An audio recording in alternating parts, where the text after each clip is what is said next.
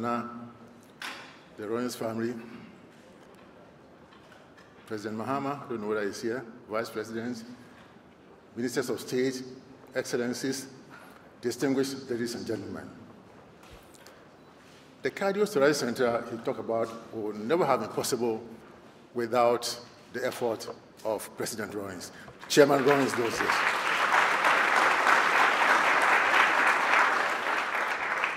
From 1981 to 89, I was campaigning for the establishment of a cardiac center in Ghana, and nobody listened to me. But he listened. And the good thing was that the first time I saw Chairman Rollins was in April 1992, when he came to Kolebu to commission the cardio center.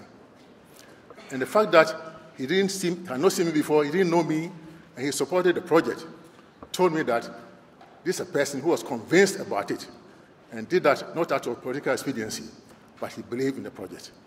Sir, thank you very much. I'm not supposed to give a speech, but a few remarks on the environment.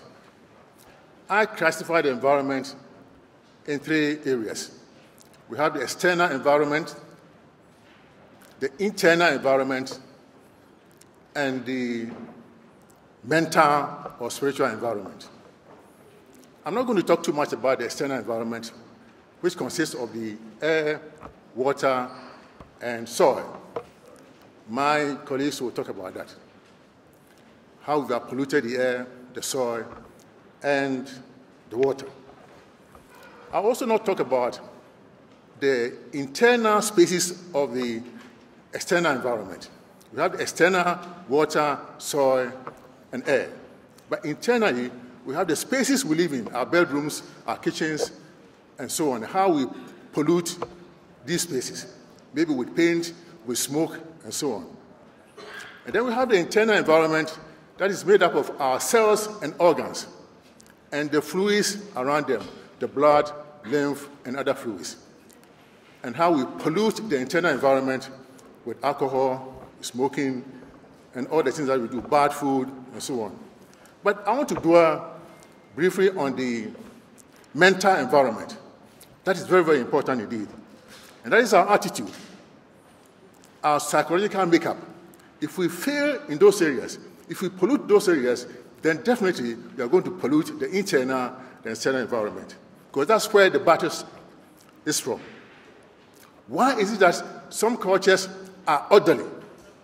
They can plan their cities, construct drainage, and keep to time, and do things on purpose. We have 108 universities, private universities in Ghana right now, 12 public universities, and 10 universities for technical education. That is, but then, did we set these things up on purpose? Why are the institutions there?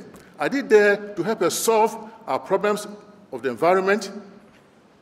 If we did things on purpose, then maybe we'll know why we set up these institutions and use them. So our mental makeup is important. Why are people able to plan their cities and we are not? Drainage, keeping to time.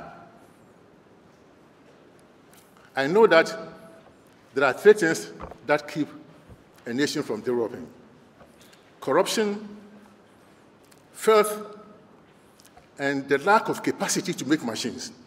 And these are all determined by the internal environment. I have never seen any country that has developed in filth. It doesn't exist. And so how you treat the environment, how you clean up the environment, is a test of your discipline and your preparedness to tackle all other things.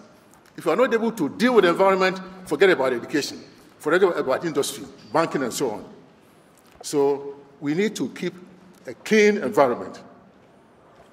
And corruption is also as a result of what happens in the mental environment.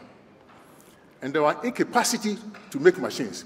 Because, you see, all this pollution and so on is due to poverty and lack of technology.